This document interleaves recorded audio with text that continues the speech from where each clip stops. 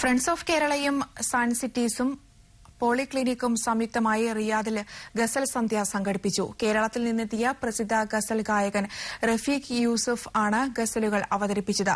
ഉറുദു ഗസലുകൾക്ക് പുറമെ കെ ബാബുരാജ് ഈണം നൽകിയ മലയാളം ഗസലുകളും റഫീസ് ആലപിച്ചു.